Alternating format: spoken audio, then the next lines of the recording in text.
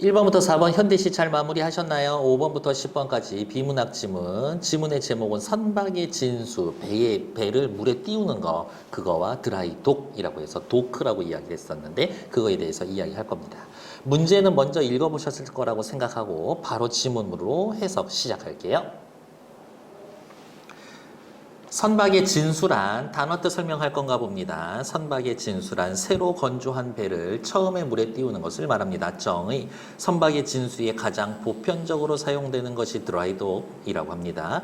드라이독은 선박 출입이 가능하도록 육상의 직육면체로 땅을 파서 만들고 바다와 접한 독의 입구에는 독의 외부와 내부를 분리하는 수문을 설치하는데 수문의 내부에는 물을 채우거나 뺄 수 있는 구조로 나타나 있습니다. 이는 부력을 활용하여 수문을 열고 닫기 위한 것입니다. 수문에 물을 채워 수중으로 가라앉혀서 드라이독의 입구를 닫고 독 내부의 물을 모두 퍼내서 독 내부가 육상과 같은 상태가 되면 독 내부에는 물을 채울 수도 있고 물을 빼낼 수도 있고 독 내부에서는 독 외부에서 제작된 선체 구조물을 조립하는 등 선박 건조가 이루어집니다. 선박을 만든다는 이야기인 거죠. 진수 작업은 선박 건조가 완료된 상태부터 시작이 됩니다. 진수는 건조가 완료된 상태부터. 먼저 독의 수문을 닫은 채 독의 내부에 물을 채웁니다. 처음에는 물을 선박의 흙수보다 약간 깊은 정도까지 채워 선박의 누수나 균열을 확인하는데 이것을 1차 진수라고 합니다. 물을 조금만 채우나 봅니다. 도크에 배를 띄워놓고 살짝만 뜰 수 있게. 흙수는 물에 떠있는 물체가 수면에 의해 구분되는 면에서 그 물체의 가장 깊은 점까지의 수심입니다. 너무 작게 그렸지만 이렇게 이 부분이 흙수가 될 것이다. 선박의 흙수를 계산하려면 물에 잠겨있는 물체가 중력에 반해 올려지는 힘인 부력에 대해 이해해야 합니다. 부력의 크기는 물체가 물을 밀어낸 부피만큼의 물의 무게로 인한 배수량을 의미합니다. 부력의 크기는 배수량. 따라서 물에 떠있는 선박은 부력의 크기와 배수량이 같습니다. 부력의 크기는 배수량, 위에서 했었던 똑같은 이야기인 거죠. 밑줄 칠 것도 없어. 선박의 배수량은 선박 자체의 무게, 화물, 연료 등의 무게를 합한 것으로 배수량은 총 무게. 선박의 물에 잠겨있는 부분의 부피와 밀어낸 물의 단위당 부피를 곱한 값이 됩니다. 따라서 1차 진수에서 독 내부로 주입하는 물의 양을 결정하는 기준이 되는 흙수를 알기 위해서는 선박이 물에 잠기게 될 부분의 부피를 계산해야 합니다. 그러면 당연히 이어지는 지문은 부피 계산하는 방법에 대해서 나오겠네? 선박이 물에 잠길 부분이 직육면체라면 부피를 계산하는 것은 어렵지 않아요. 가로, 세로, 높이 곱하면 되니까. 하지만 대부분 선박은 유선형이고 특히 뱃머리인 선수 부분과 배의 뒷부분인 선미 부분은 곡선 형태이기 때문에 부피 계산이 간단하지 않습니다. 그래서 부피 계산에 사용되는 것이 바로 심슨 공식. 심슨 공식은 면적을 계산하고자 하는 도형을 여러 개의 작은 사다리꼴로 나누어서 그 사다리꼴의 면적을 계산해 합산한 값으로서 실제 도형의 근삭 값을 구하는 공식입니다. 심슨 공식을 사용해서 부피 계산을 하지만 정확한 값을 알 수 있는 건 아니다. 그림에서 선박의 수직 단면, 선박을 툭 하고 위아래로 칼로 싹둑 잘라놓은 단면, 유사한 도형 ABCFD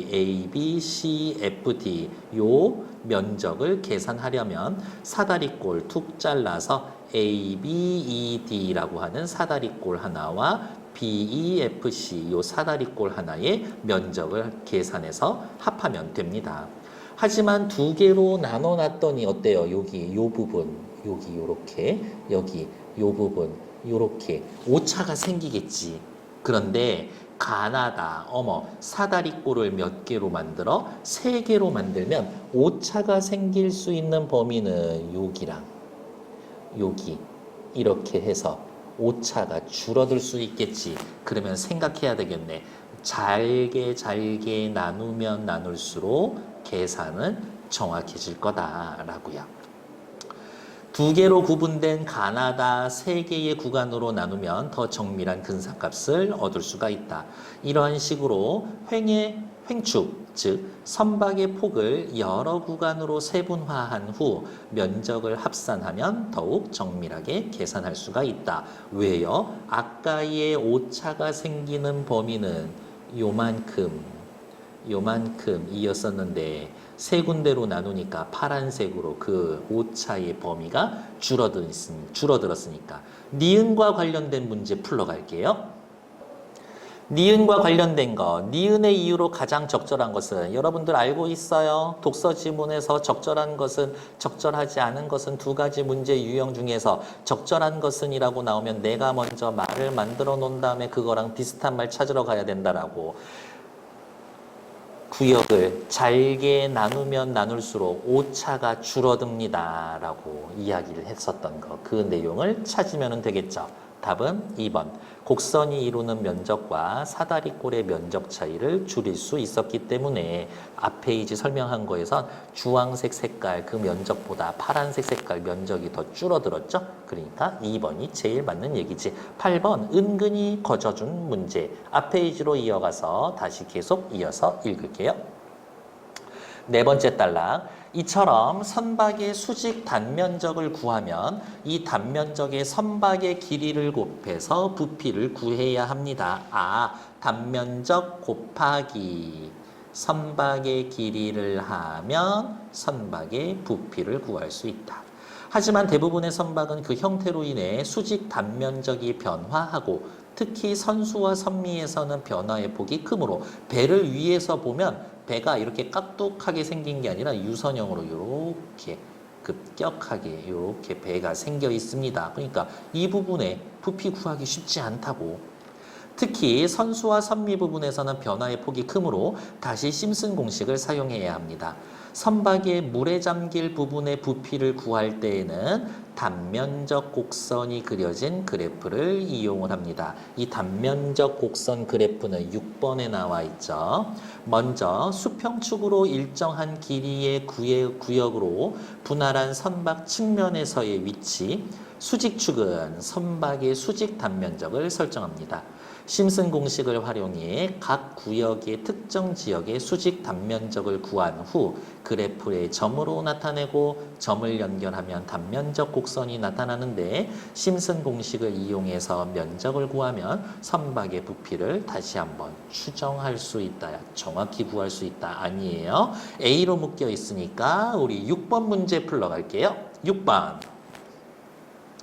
A를 바탕으로 보기를 이해한 내용으로 적절하지 않은 것은 X축 선박에서의 측면에서의 위치, Y축 단면적 1, 2, 3, 4, 5, 6, 7개의 구역으로 나눠놔서 사다리꼴 구해서 면적을 구했나 봅니다. 일정하다가 급격히 줄어들고 있어요. 급격히 줄어들고 있어. 그러면 여기 요 부분은 선미 아니면 선수 부분이 되겠지. 시작해 봅시다. 6번에 1번. 각 구역, 1번 구역, 2번 구역, 3번 구역, 단면적 곡선은 물에 잠길 해당 구역의 실제 단면적을 정확히 반영하지는 못하겠군. 맞는 얘기지. 왜? 추정할 수 있을 뿐이라고 했으니까 1번 맞는 얘기. 2번. 선박 구역을 더 여러 개로 분할하면 선박의 물에 잠길 부분의 부피를 실제와 더욱 가까이 구할 수가 있게 되겠군. 우리 아까 8번 심슨 공식에서 사다리꼴 수가 많으면 많을수록 오차가 줄어들 거라고 했죠. 3번 단면적 곡선과 수평축, 수직축으로 둘러싸인 면적을 통해서 부피를 측정할 수가 있습니다. 나쁘지 않지. 4번 1, 2, 3은 단면적이 일정한 것으로 보아 해당 구역의 물에 잠길 형태가 직육면체임을 알 수가 있겠군. 대충 보면 맞는 이야기겠지만 다시 한번 볼까요? 배가 이렇게 생겼어. 여기서부터 여기까지가 1번 구역이라고 합시다. 근데 극단적으로 해서 배가 이렇게 튀어나오고 이렇게 튀어나온 만큼 줄어들어서 생겨 있을 수도 있지 않을까? 그러면 단면적이 일정할 수 있을 텐데 그러니까 4번 틀린 얘기지. 게다가 배는 대부분 직육면체가 아니라고 앞에 지문에 나와 있었죠. 어딘지 확인하러 갈까요? 이 부분이죠. 하지만 대부분의 선박은 그 형태로 인해 수직 단면적이 변화하고 특히 선수와 선미에서는 변화폭이 크므로 라고 이야기를 했으니까 6번에 4번은 틀린 이야기일 것이다. 옆에다가 이렇게 써놓을까? 6에 4번. 다시 6번 나머지 확인하러 갈게요. 6에 5번. 4에서부터 7까지는 급격한 단면적의 변화, 선수나 선미일 것이다. 야호! 방금 읽은 이야기였었네. 답은 6번의 답은 4번 되겠죠. 나머지 부분 또 확인하러 갈게요. 선박의 배수량은 선박의 물에 잠긴 부분의 부피와 물의 단위당 무게를 곱한 값이므로 배수량은 물에 잠긴 부분의 부피 곱하기 물의 단위당 무게. 선박의 배수량과 물의 단위 부피를 이용해 선박이 물에 잠길 부분의 부피를 추정하기 위하고 이것을 바탕으로 흘수를 알아냅니다. 부피를 추정한 다음에 흘수를 알아냅니다. 1차 진수 시에는 이 흘수를 기준으로 독 내부의 물을 채우고요. 1차 진수 결과 선박에 이상이 없으면 독 외부와 내부의 수위가 같아질 때까지 물을 채워 선박을 띄우는데 이것을 2차 진수라고 이야기를 합니다. 다음 페이지. 선박이 떠있는 상태에서 내부의 물을 빼내 떠오른 수문의 독 입구에서 제거하고 선박을 독 외부로 끌어냅니다. 한편 드라이독은 선박의 건조뿐만이 아니라 운용 중인 선박의 수리와 점검을 할 때도 이용을 할 수가 있대요. 드라이독 내부에 선박을 가두고 수문을 막은 후 독 내부의 물을 빼내어 독 내부가 육상과 같은 상태가 되면 수리와 점검을 합니다. 그리고 작업이 종료된 선박은 다시 진수의 과정을 거치는데 운용 중인 선박은 화물과 연료가 실려져 있어서 처음 진수할 때와 비교해 배수량의 차이가 생기고 그러면 또 흘수 다시 계산해야 되겠지. 선박의 흘수도 처음 진수 때와 달라지게 되어 있습니다. 5번 문제, 윗글을 통해 알 수 있는 내용으로 적절한 것은 사실적 이해 이야기하는 거죠. 5의 1번, 드라이독에서는 부력을 이용하여 수문을 제거한다. 5의 1번이 맞네, 틀리네 이야기는 첫 번째 단락에 있죠. 수문 내부에는 물을 채우거나 뺄 수 있는 구조, 부력을 활용하여 수문을 열고 닫습니다. 라고 이야기를 해버렸네요. 그러니까 요게 5의 1번에 해당되는 이야기겠지. 5의 2번, 여러분들은 문제 보세요. 드라이독은 선박 진수에 사용되는 보편적인 시설이다. 첫 번째 단락 둘째 줄에 나와 있죠. 선박 진수에 가장 보편적으로 사용되는 시설이 드라이독이다. 그러면 또 밑줄 그어놓고 이게 5의 2번. 5의 3번. 드라이독 내부에서는 선체 구조물을 조립하는 작업이 이루어집니다. 드라이독 내부에서 물을 모두 퍼내어 육상과 같은 상태가 되면 올라옵시다. 선박 구조물을 조립하는 등 선박 건조가 이루어집니다. 어디에서? 드라이독에서. 5의 3번 맞는 얘기였죠.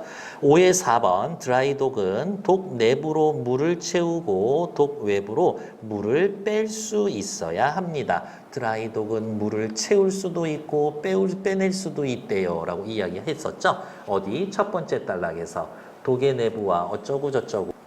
첫 번째 단락 여기 살펴보면 독 내부의 물을 모두 퍼낼 수도 있고요. 그 다음 다섯 번째 단락 마지막 물을 모두 빼내어 어쩌고 선박을 독 외부로 끌어낼 수도 있습니다. 그러니까 5의 4번 독 내부를 물로 채울 수도 있고 독 외부로 물을 빼낼 수도 있어야 되겠지. 5번의 답은 5번이 될 것 같은데요.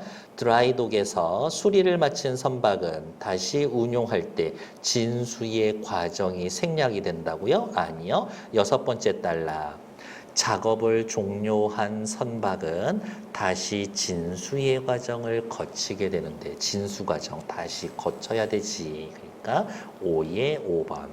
요거는 5의 4번이었었고. 그래서 5번의 답은 5번이 될 것이다. 5번, 6번 문제 확인했고요. 7번 문제도 이제 보러 갈게요.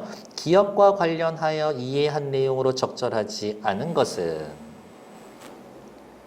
기억은 배수량이에요. 배수량은 뭐와 같다라고 했었었나? 부력의 크기와 같아요.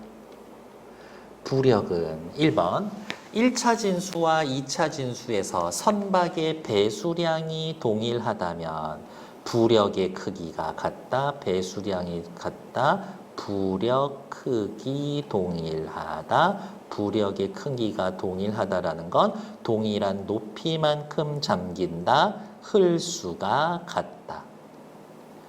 1번 맞는 얘기죠. 2번 두 선박의 배수량이 같더라도 흘수가 다르다면 두 선박의 물에 잠겨 있는 부분의 부피는 다를 것이다. 흘수가 다르다면 여기에다가 괄호 해 놓을까요? 이어서 읽어봅시다.